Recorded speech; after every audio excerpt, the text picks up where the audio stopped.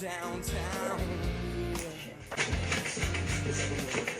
other people thought if they comfortable with myself. Finally, our new refrigerator is being delivered today.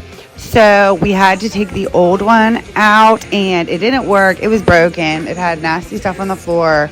Like, I really had to scrub it. It was worse than I'm probably proud to admit. But either way, I'm getting it cleaned.